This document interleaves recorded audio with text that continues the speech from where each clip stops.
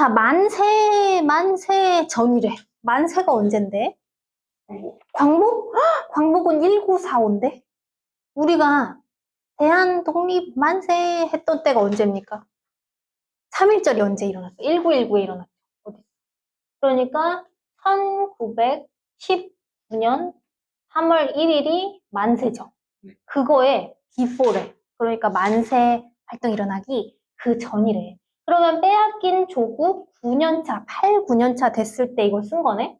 그러면 지금 우리 민족 모습이 어때? 굉장히 비판적이죠. 그리고 사실적으로 나타내고 있어. 비판적, 사실적으로 나타내고 있어. 처음 제목이 나왔을 때 이거 묘지였어, 묘지. 이 묘지는 누구를 상징할까요? 묘지. 해당하는 우리 그렇지.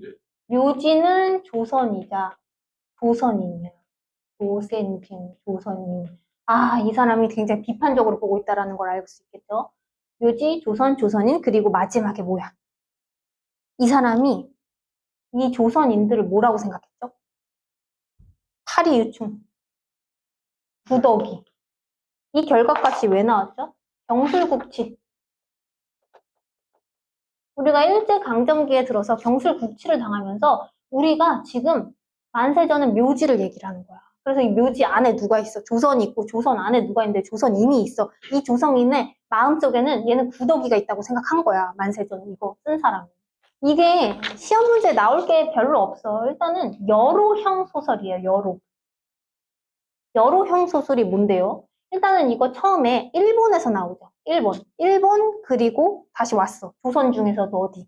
우리 아까 경상도 얘기했지. 처음에는 일본에서 시작을 해서 조선, 그러니까 부산에서 이야기가 막 돼. 그러다가 다시 일본을 가. 뭐야? 여행기 같네?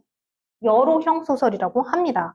그리고 원점 회귀형 소설이라고도 해요. 이 여로형 소설 이꼴이야, 이꼴. 원점 회귀. 왜 회귀해? 일본에서 얘기가 나왔어. 그러면 다시 조선에, 부산에 갔다가도 다시 원점으로 회귀한대. 그러면 원점 회귀형 소설이래. 이거는 중편 소설이야. 지금 우리가 여러 작품을 할 건데요. 이거 다 단편인데 명일하고 이거 뭐야? 만세전만 중편 소설이라는 거 한번 짚고 넘어가시면 됩니다. 이거는 무슨 시점입니까? 얘네는 다 전지적인데 얘는 1인칭 주인공 시점이야. 1인칭 주인공 시점입니다. 그리고 동경 유학생이죠? 이 주인공이. 동경 유학생 눈에 비친 누구야? 일제강점기의 조선 현실. 그러니까 일제강점기 조선 현실입니다. 조선. 그러면 이 사람 지금 우리가 이거 다 볼 순 없고요. 이 사람의 앞에 부분이 뭐냐면요. 얘는 결혼을 했어. 결혼을 했는데 일본 가가지고 유학을 하고 있어. 근데 아빠가 전보가 왔어. 아내가 위독하다. 아내가 아프대. 그러면 남편이라고 하면 열일 제치고 가야 되는데 안 가. 근데 아빠가 너 안 오면 용돈 끊는다? 그러니까 어찌저찌 그냥 억지로 와. 그래서 거기서 그 정자라는 일본인 여자랑 또 만나고 놀다 놀다 마지막에 마지못해 집에 가. 뭐 때문에? 용돈 때문에. 그러니까 갔더니 가면서부터 그 여행을 하면서부터 식민지의 처참한 현실을 목도해. 일본 유학생 시절에는 못 봤어. 근데 가는 곳곳마다 지금 식민지의 처참한 현실을 봐. 근데 그거에 대해서 되게 울분을 느끼고 막 그래? 안 그래? 조금 수치스러워하고 부들부들하지만 결국에 거기서 분노하지도 않고요. 어떠한 행동도 안 보여. 누가? 주인공이. 내가. 그래서 쭉 나오면 마지막에 누구한테 편지 쓰면서 끝납니까? 아까 아내가 위독한데도 한국 들어와서 일본인 여자를 만났지. 누구? 정자랑 만났어. 근데 이 정자한테 편지를 쓰면서 끝나요. 모든 것이 순조로이 해결되어 가고 어쩌고 저쩌고 막 이렇게 얘기를 해. 그러면 이 사람은 지금 마지막은 정자랑 잘해보자는 거야? 아니면 헤어지자는 거야? 정자랑 우리가 썸을 탔어. 근데 나는 너를 가볍게 생각하지 않았어. 너와 진짜 진정한 사귐을 했어. 하지만 이제는 그만해야 될 때야. 왜냐하면 세계는 평화로운데, 그러니까 내가 지금 조선에 왔더니 세계는 1차 세계대전, 2차 세계대전 다 종전이 됐죠. 그러니까 이 당시에는 1차 세계대전이 종전이었어. 그러면 세계는 평화롭고 거기에 되게 감격스러운데 내가 갔던 조선을 보니 너무나도 대조되더라. 너무나도 절망스럽더라.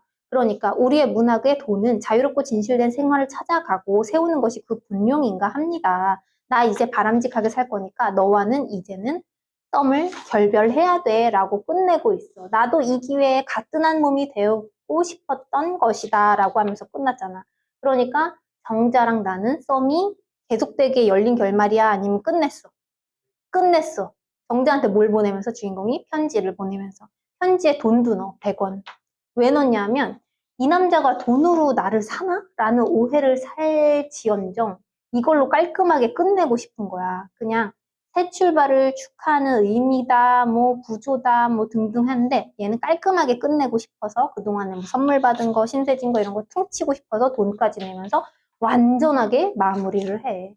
그러면 이 사람은 지금 현실을 비판적으로 보고 있고 조선의 참담함도 봤어. 근데 일본에는 유학을 하고 있어. 근데 행동한다고 했나? 행동 안 해요. 행동 아무것도 안 해. 막 조선인이 수치 닫을 때 자기도 막 손 부들부들 떨면서 수치스러워 하긴 해. 하지만 행동 아무것도 안 해. 이 사람을 뭐라고 하냐면요. 경계인이라고 해요. 경계인. 경계인. 둘 이상의 사회 구조에 발을 넣고 있어. 이질적인 사회겠지, 두 사회는. 둘 다 이질적인데 비슷하지 않은 사회에 둘 다 걸쳐놨는데 아무것도 하지 않고 어느 쪽에도 완전히 속하지 않고 영향도 받지 않는 사람 있지. 이 사람, 우유부단한 사람, 한마디로. 이 사람을 경계인이라고 하는데 이 만세전의 주인공, 경계인에 딱 맞습니까? 딱 맞죠.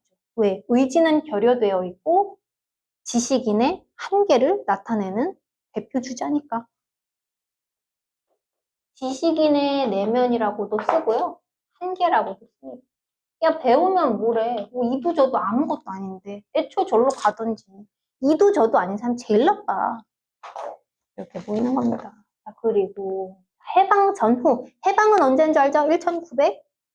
1945년 8월 15일. 그 즈음에서 전후에 나타나는 얘기입니다. 얘는 단편이라고 했죠? 중편 아니고요. 그리고 이 이태준 작가는요, 6.25의 피해자예요.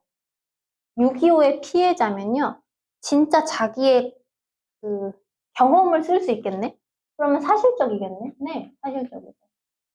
그리고 자전적인가요? 그렇죠. 자기 이야기를 쓸 수 있죠. 그러면 이거 실화인가요? 아니죠. 소설이라고 했잖아. 근데 허구예요, 허구. 수필이 아니잖아요. 그러니까 이거 허구입니다. 해방 전후로 지식인이 막 갈등하는 거야. 뭘까? 해방을 했어. 근데 우리 이 다음에 또 오잖아. 산업화 전에 하나 끼어있지. 네? 아, 독재 전에. 6.25 한국전쟁. 한국전쟁 왜 났죠? 이념, 이데올로기. 그러면 무슨 갈등이겠어? 이데올로기적 갈등인 걸 우리가 알 수가 있겠죠. 갈등을 하고 변화를 합니다. 그래서 이념 갈등이 되겠네. 시간적인 배경은 언제입니까? 당연히 해방 전후겠지. 해방 전후 이렇게 그냥 할게요. 공간적인 배경은 어디냐면요. 서울 갔다가 철원. 철원은 어딘데요? 강원도 쪽이죠. 그러니까 공간적인 배경은 서울과 강원도다라고 할 수 있죠. 시점은 아까 이거 빼고 거의 다 전지적 시점입니다. 그러니까 여기서는 전지적 작가고요. 그리고 김직원이랑 현에 대해서 대립하고 있어, 둘이. 어떻게 대립하는지 한번 쭉 봅시다. 일단 현이 집 안 팔고 어딜 갔어. 어딜 갔을까? 철원을 갔어. 왜 갔죠? 첫 번째, 징용을 면하려고. 한국전쟁 일어날 때 징용한대. 그리고 먹을 게 없어. 전후면 얼마나 배가 고파. 식량 해결하기 위해서. 그리고 아유, 나 좀 낚시 좀 해보고 싶어. 이따위 일로 도망을 친 거야. 근데 우리가 알 수 있지. 첫 번째 문장. 집을 안 팔았대. 그럼 다시 오겠다라는 강력한 의지지. 여기 집을 안 팔았으니까. 그리고 쭉 봅니다. 일단 그 세 가지를 하려고 강원도로 도망갔어. 근데 강원도 가면 뭐가 있나? 있어. 공의가 있대. 공공의사. 그 의사만 믿고 갔는데 거기 있어? 없어. 공의의 덕을 보지 못했어. 근데 공의 말고 김직원이라는 사람이 인연이 또 있는 거야. 그래서 그 사람을 믿고 좀 가려고 했어. 근데 김직원을 보니까 자기 가족한테도 손이 희대. 그건 뭐냐면 가족 먹일 것도 없는 인간이야. 그러면 이 사람 믿고 어떻게 식량 해결을 하고 낚시를 하겠어. 그리고 또 구식노예이래. 그러니까 구시대적인 사고를 하고 있겠네? 이 얘기를 굳이 왜 하냐면 이 둘이 그것 때문에 대립하거든. 그러면 공의도 못 보고 김직원을 받지만 1, 2는 여전히 해결할 수 없어. 그래서 3까지는 있잖아. 낚시.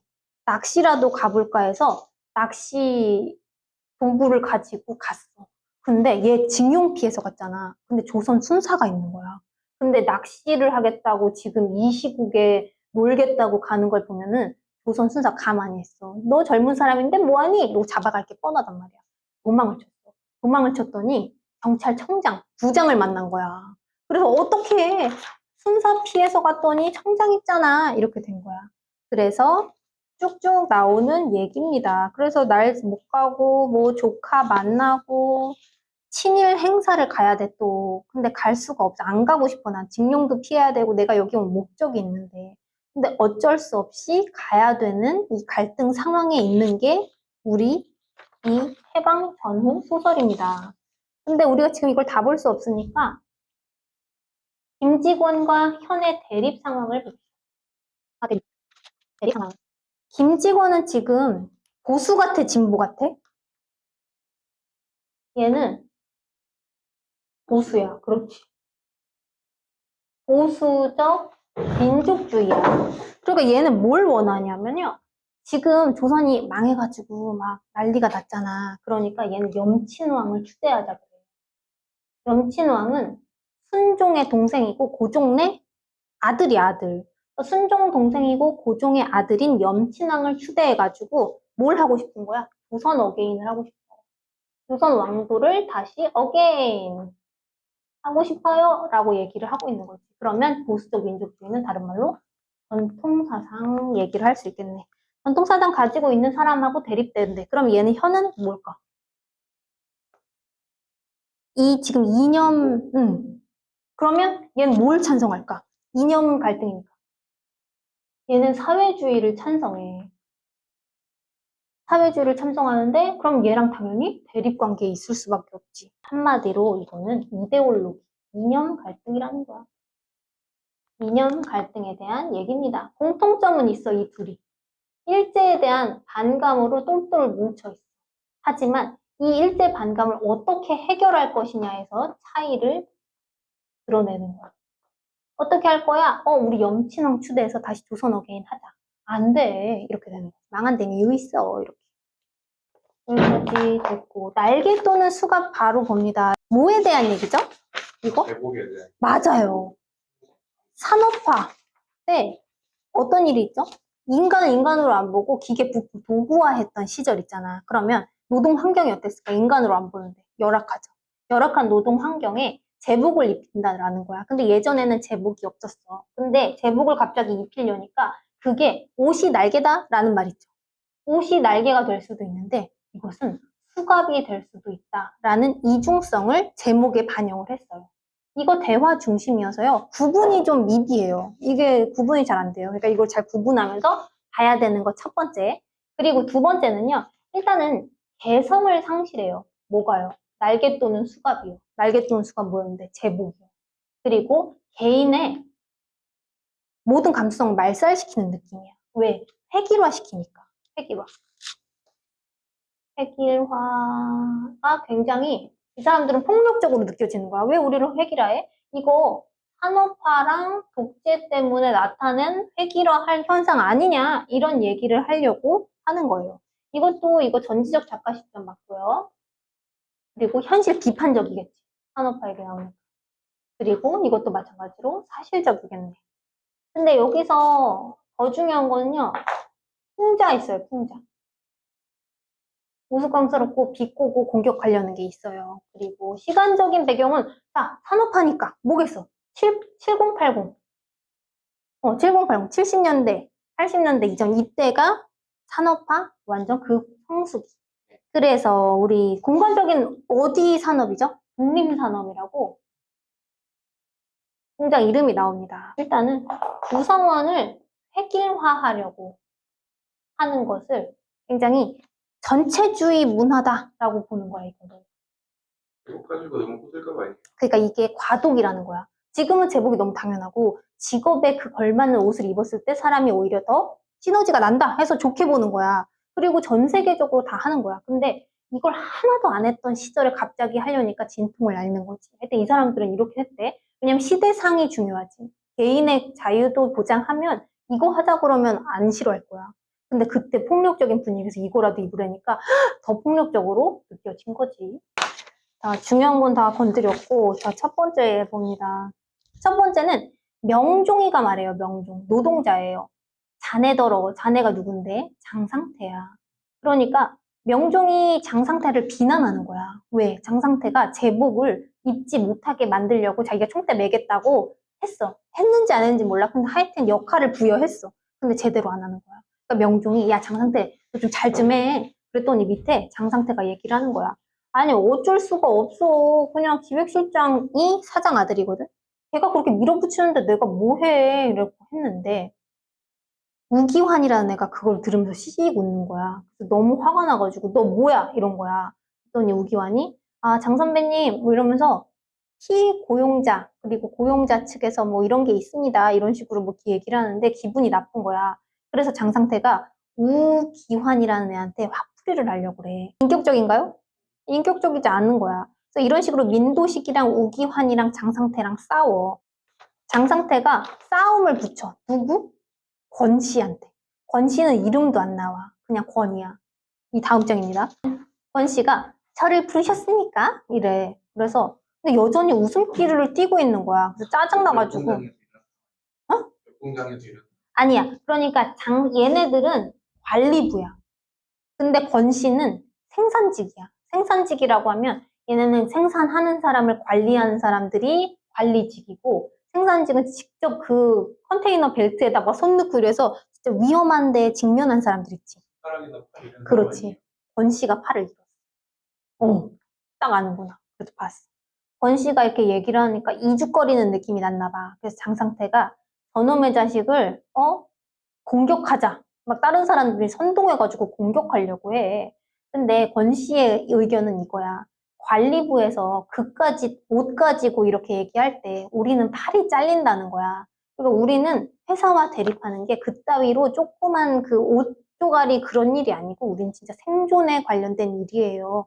그러니까 이 사람이 비웃을 만도 했지. 그러니까 아까 얘기한 거랑 똑같은 거야. 제목이 뭐 그게 그래요? 이런 것처럼 이 사람도 그런 생각을 한 거야. 그래서 팔이 잘렸다라는 건 뭘 뜻하죠? 지금도 그렇기는 한데 일을 일을 못하죠. 근데 팔이 잘렸다는 것은 이 환경이 어떻다라는 거야? 열악하다는 얘기를 하는 거지. 그러니까 권 씨는 생산부면서 노동 환경에 대해서 문제 제기를 하는 사람입니다. 장상태랑 권 씨가 그래서 한 차례 설전을 하고요. 회사 창업 기념일이 나타나. 그래서 회사 창업 기념일에 사장하고 면담을 하는 거야. 그래서 쭉 얘기를 하고 있어요. 그랬더니 이 얘기는 쭉 다 못 보고 결과적으로 우기환이는 회사였어. 그냥 갔다부터 얘기도 안 하고 그냥 나가버렸어. 근데 민도식은 우기환 또 퇴사하고 나도 회사에 좀 강력하게 얘기를 할래. 그랬더니 아내가 들은 척도 안 해. 말 같지도 않은 소리 한다고. 그래서 이 사람은 지금 갈등하고 있어. 이러지도 저러지도 못해. 못 골라. 이걸 뭐라고 하죠? 소시민적인 태도라고 하나요? 네. 소시민적 태도는 누가 하고 있나요? 오기환이 하고 있나요? 아니요. 얘는 퇴사해버렸잖아. 장상태는 한술 더 떠. 얘는 뭐 했을까? 나가잖아요. 응. 기념일 행사에 안 나가려다가 아내가 밀어서 나가지 않나? 얘가, 그게 민도식인가? 그렇지. 얘가 아, 민도식이고요. 얘는 제목 입고 1등으로 나와. 얘가 그 제목 반대 위원회였던 거 알지? 그래서 너가 뭐 해결한다며. 내가 언제 한다 그랬어. 니네가 시켰지. 막 이렇게 처음에 썰전 나왔잖아. 장상태는 제복을 이북에 착용하시고 제복 오케이 하고서 입고 나와. 그러면 얘네는 결정했어. 결정 못한 인간이 한 명 있지. 민도식. 그래서 얘는 소시민적이다. 그리고 회사랑 대립하는 한 명이 또 나와. 권씨지, 권씨. 권 씨는 팔이 잘렸어. 팔을 어떻게 됐지? 컨테이너 벨트에 분리가 됐어. 그러면 열악한 노동 환경을 대변해주는 사람이 생산직의 권 씨다라고 할 수 있겠죠. 근데 그러면 이 중점에, 이 대립의 중점에 뭐가 있죠? 제복이. 제복이 있죠. 그러면 이 제복은 자유를 억압하고요. 자유를 억압하고요. 개인, 개성 요것들을 인정해주지 않는다라는 거야. 어떻게? 획일화시키려고. 뭐 때문에? 산업화와 독재의 잔재라고 생각을 한다는 거야. 이 산업화 독재가 결탁을 하니까 결과물이 뭐야? 자유 없어. 개인도 인정하지 않아. 이렇게 된다는 거야. 얘네가 그걸 보여주는 소설이 뭐라고? 날개 또는 수갑이라고. 자, 명일. 제목이 명일이야. 아유, 이거 중편 소설이고요. 명일은 내일이죠, 내일. 처음 알았어요. 내일이란 뜻인데요. 그럼 금일은 뭐야, 금일? 금일? 금일. 지금 지나가고 있는 날 해서 금일. 금주는 지금 지나가고 있는 주 해서 금주겠네. 내일이야. 근데 내일이 없는 사람들만 얘기가 나와. 너무 끔찍하죠? 일제강점기에 내일이 없는 사람들의 이야기를 다루고 있는 게 역설적이게도 명일이야, 제목이.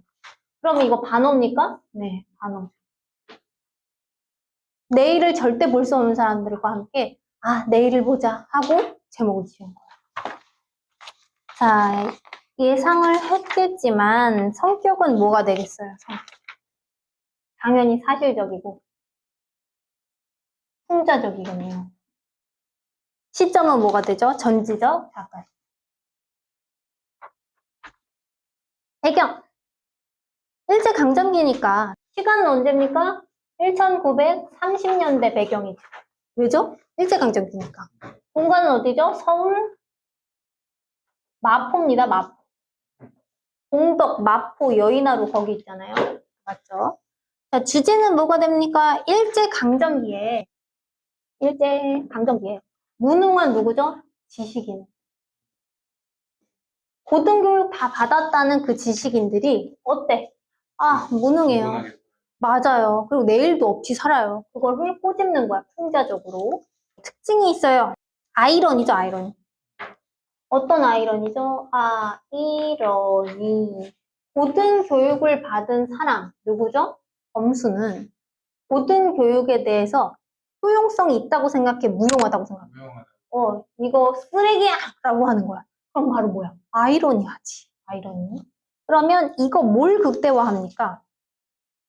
진짜? 풍자를 극대화하려고 아이러니를 쓴 겁니다. 네. 풍자하려고 만들었어. 거기에 아이러니를 쓱 집어넣은 거지. 강조하려고. 이거를 본문을 다 볼 수 없으니까 그냥 지금 정리를 합시다. 자, 범수는요. 교육, 무용, 효용. 무용. 무용이죠. 교육은 무용해. 영주는요. 교육은 그래도 효용해. 이거 해야 돼. 라고 하고 있어. 사회가 부조리하기 때문에 우리는 여기에 발맞춰서 갈 수 없어. 어차피 똑같아. 근데 아니, 사회가 부조리한 것보다는 개인의 무능 탓이야. 그러니까 얘 개인, 영주가 말하는 이 개인 누구야? 니 이러는 거야. 너가 무능해서 그런 거 아니야 라고 말하는 거야. 이런 아내 만나면 돼요? 안 돼요. 설령 무능하다고 해도 아내가 그 사람을 믿어주면은 그 역할을 부여받은 사람이 그 역할대로 하려고 부응하려는 노력을 해요. 그렇죠. 피그말리온 효과예요.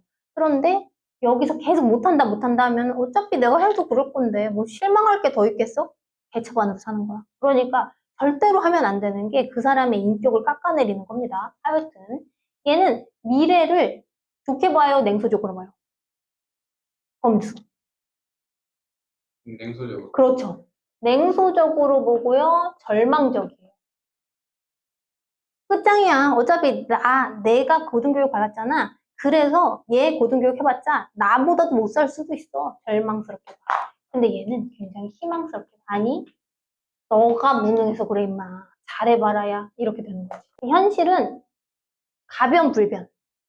불편한. 얘는 불변하다고 봐. 근데 얘는 아니야. 가능해. 가변적이라고 봐. 그래서 첫째 아들을 얘는 어디다 보냅니까? 공장에서 그렇지. 직공으로 보내. 직공으로 보고 이렇게 보내. 어디죠? 서비스 공장이 있어. 거기다가 쓱 밀어넣어. 근데 여기 둘째 아들은 아내가 어떻게 잘 해가지고 학교를 보내요. 그렇게 끝나요. 명일은 그래요. 명일에서 가장 중요한 포인트가 뭘까요? 제목, 반어적이라는 거. 내일인데 내일이 없이 절망한 사람들만 얘기가 나와. 일제강점.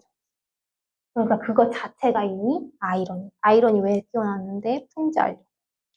여기까지 됐죠. 네.